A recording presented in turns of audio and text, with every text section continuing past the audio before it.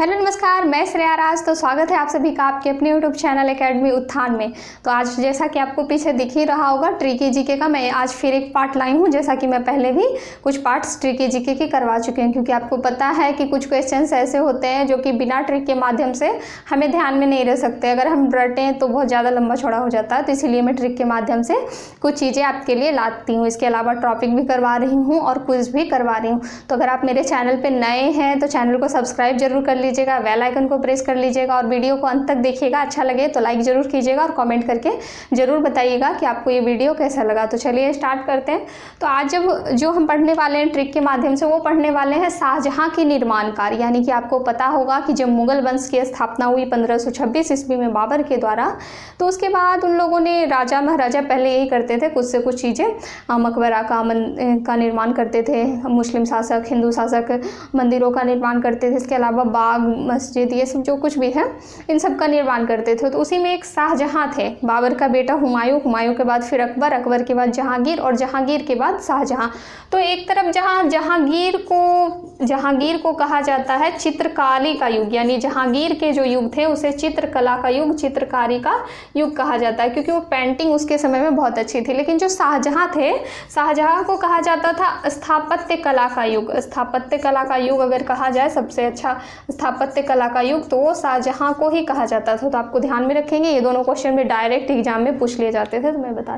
तो ये जो शाहजहां थे, इन्होंने अपने समय में बहुत ज़्यादा ही निर्माण कार्य करवाए, तो भारी संख्या में निर्माण कार्य करवाए, जिसकी वजह से चूंकि ये सोचते बहुत ज़्यादा थे, इनको यादें बहुत ज़्यादा सताती थी, इसीलिए कुछ बहुत सारे मस्जिद बना दिए, बहुत सारे मकबरे बना दिए। तो आज अब हम इन्हें याद करेंगे ट्रिक के माध्यम से। तो देखिए इनकी जो ट्रिक है वो है मत जा रेशमा दीवानी, मत जा रेशमा दीवानी। तो 1 से 2 बार आप पढ़ेंगे आपको याद हो जाएगा, ऐसे भी याद हो गया होगा।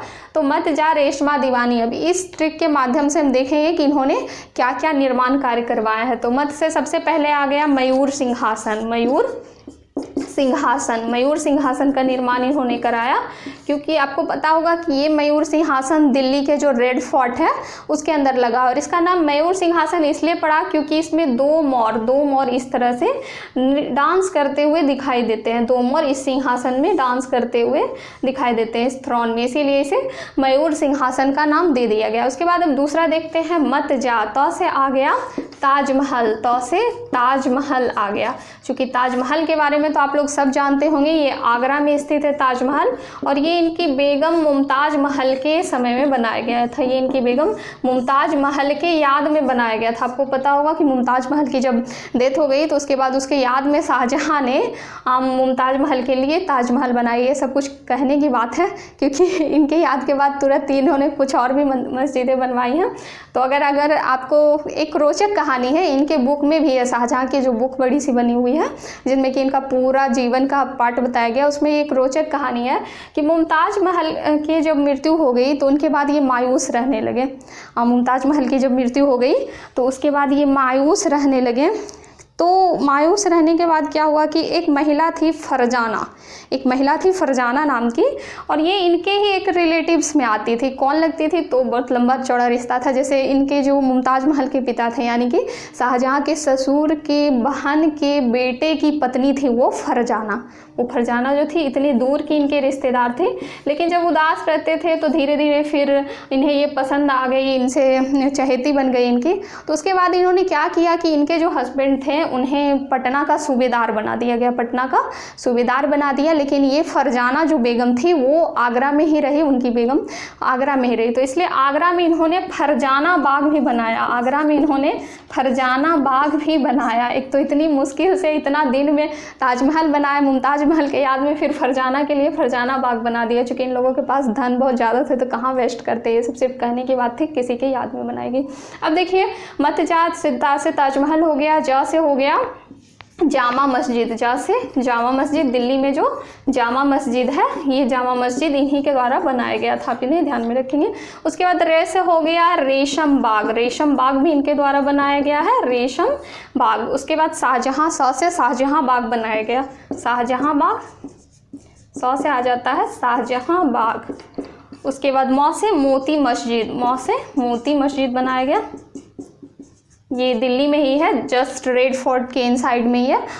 ये वाइट पत्थर से बनाया गया है, इसीलिए इसे मोती मस्जिद वाइट पत्थर से बनाया गया। उसके बाद देखिए दीवानी से दीवाने आम बनाया गया। आपने अकबर की अगर सीरियल या मूवी देखी होगी या फिर उनके बारे में पढ़ा होगा तो उनमें भी दीवाने खास का जिक्र किया गया था। ये एक ऐसे जगह होते थे जहाँ की जनता की फरियाद सुनी जाती थी, यानी कि ये अकबर राजा थे या फिर ये दीवाने आम में ये शाहजहाँ जो थे ये लोग बैठते थे और जो भी जनता की जो भी फरियाद होती थी उसे सुना जाता था। जैसे कि अभी के टाइम में देख लीजिए तो हर थर्सडे को शायद एक सिविल कोर्ट लगता है जिसे जनता दरबार कहते हैं, जिसमें कि आम जनता की फरियाद सुनी जाती है डीएम के द्वारा।